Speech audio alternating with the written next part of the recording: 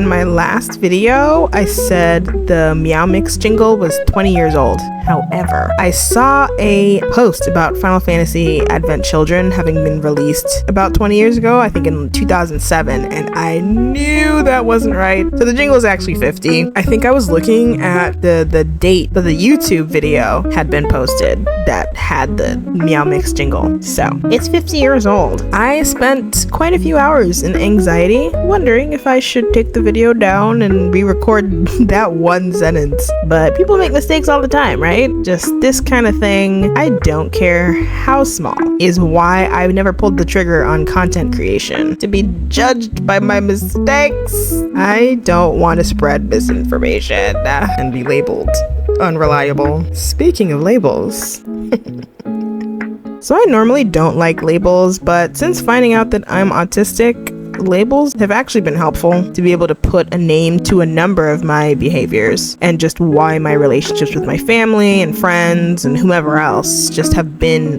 what they are. And just to figure out how to address and change it if I don't like it, specifically with attachment styles.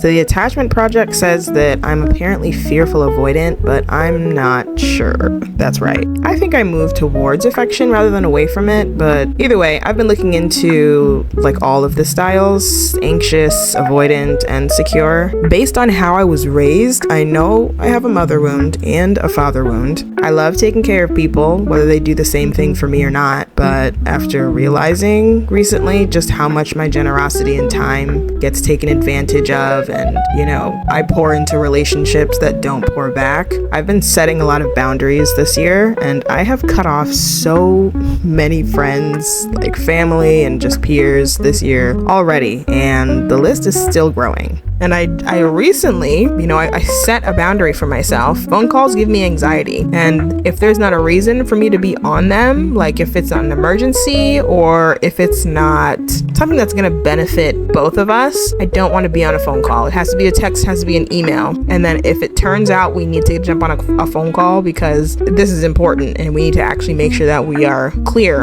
on what we're both doing. Cool. Honestly, 99% of the time when I get a phone call, it's because somebody wants something from me. It is not for my benefit. So no, I'm not jumping on a phone call that's going to give me anxiety where I have to give my energy to something that has no bearing on my life. Anyway, I think my attachment style depends on the relationship.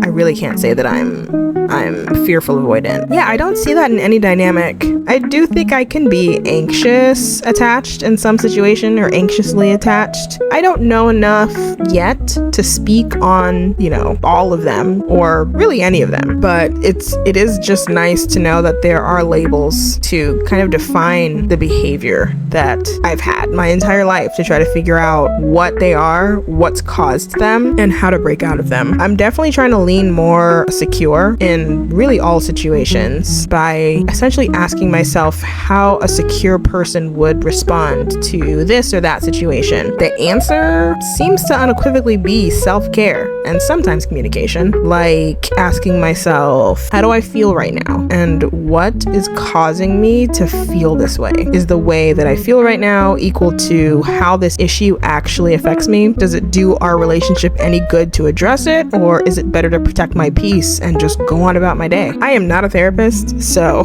take what I say with a grain of salt. I'm still working through a lot of shit, and I can't say that I'm actually avoidant, but I think anyone who isn't secure attached, who doesn't have a secure attachment style, I think all of us, everyone, needs to heal from their parental wounds in order to move past toxic dynamics with significant others, with friendships, with families, in any dynamic. Because most relationships, they're not one-sided, and a lot of us just allow ourselves to be treated a certain way until we don't. So therapy is good, meditation is good, general mindfulness practices are good. I personally try to take an hour, just like 45-minute long walks twice a day, like in the morning and the evening. Sometimes I'll go in my backyard barefoot for 10 to 15 minutes. I think it's called grounding, and I journal on a daily basis. The moral of the story: be responsible for and with yourself and heal what you need to.